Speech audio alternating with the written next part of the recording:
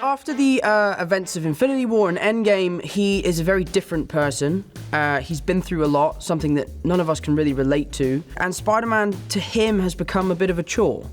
You know, he decides to sort of hang up the suit and go on holiday and enjoy his time with his friends and just be a young adult and be someone who's enjoying their life and learning who they are and finding out where they belong in the world. But throughout the course of the movie, he realizes he's already found out where he belongs, and that's in the Spider-Man suit, and that's with the responsibility of saving his neighborhood and saving the city, and in some cases, saving the world. In Homecoming, with it being a lighthearted film, with it being a funny film, but without sacrificing the emotion or the drama that superhero films warrant, you know? And I think this film does that in a stronger way, because it's funnier than the first one, but the stakes are higher and it's more emotional, so it's bigger and better in every way possible. Just knowing all the crazy things that are gonna happen. There's like literally like so many massive action scenes, and I know that, I mean, that's what we come to watch, right? If we're watching a Spider-Man movie. And I mean, they're great. And also to see them not in New York. Like, we're so used to seeing these action scenes happen kind of in the same location so many times before. But now we're in Europe seeing these things. So it's kind of like Spider-Man doing his thing in another country is like, I don't know, it's just cool, you know? It's something we've never seen before. I loved working with Sam. I really, really enjoyed working with Sam. It was a lot of fun. Obviously, in the film, Peter Parker is very intimidated by Sam Jackson. Tom Holland might have been a little bit intimidated by Sam Jackson, but he's a lovely guy, and he was really welcoming, and we bonded over golf. The first time, you know, Tom discovers me in this film was a really great moment. It's kind of like the first day I worked, so it was one of those. Everybody on set was waiting, oh my God, Nick Fury's coming to work today. It's like, and then I'm sitting there and then he shows up and he's having that same kind of, and I'm having the same thing with, oh my God, I'm working with Spider-Man today, which always shocks people that I feel that way. It's like, I'm finally gonna get to work with Spider-Man today. So I have those moments. So I like that, my introduction and, you know, how we met in that dark room. Happy Hogan is one of my favorite characters from the MCU, and when I found out that he'd be coming back for Spider-Man Far From Home, I was just over the moon because I love the energy he brings to the films. And everyone says Robert is the godfather of the MCU, but Favreau is like, he's the mastermind. Him and Kevin, they made the first movie and the second movie, so I loved picking his brains about that. But Happy Hogan in this film sort of has a little bit of a thing with Aunt May, which Peter isn't too sure about, but he's not mad about it either because he really likes Happy. But Happy Hogan takes on a huge responsibility throughout this film. He's also so physical. He's an incredible dancer. He moves like it's insane. I mean, the first day one of the first days we were working together, he decided to enter the scene by, you know, jumping on a trampoline and doing a backflip and then landing right in front of me, because just to finish off the movement that his character does.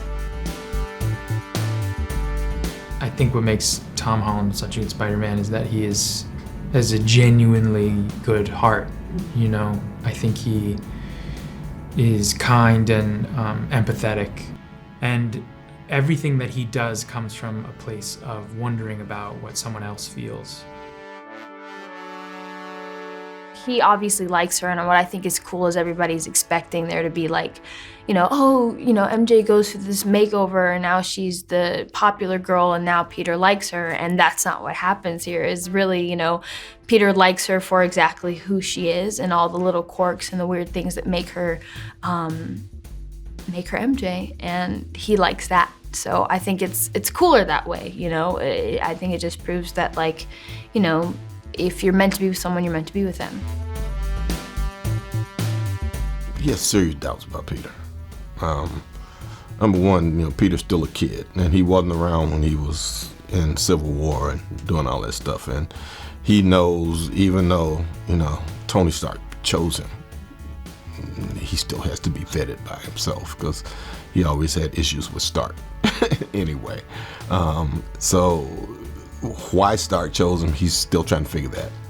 The fact that Stark chose him makes him push Peter harder, because he understands that, you know, Stark had some expectation or saw something in him that he's trying to find, that he hadn't talked to Stark about.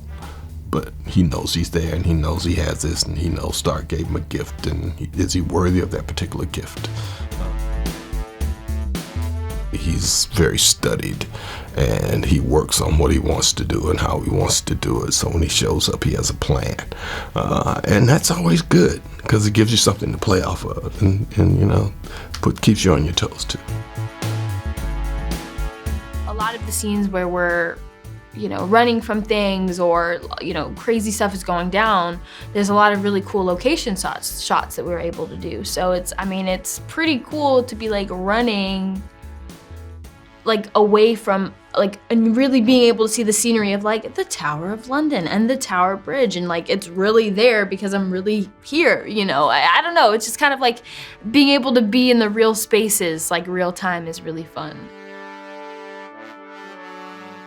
And when he came to me and said, he introduced this idea of Mysterio, I thought, well, isn't he a bad guy playing a villain and this and that?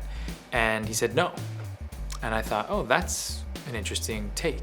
And I just loved his take on Mysterio and his relationship with Peter Parker and Spider-Man, that they team up together and that they're friends, and that they share a similar history, and that's how they get so close so quickly. And I was really in that journey.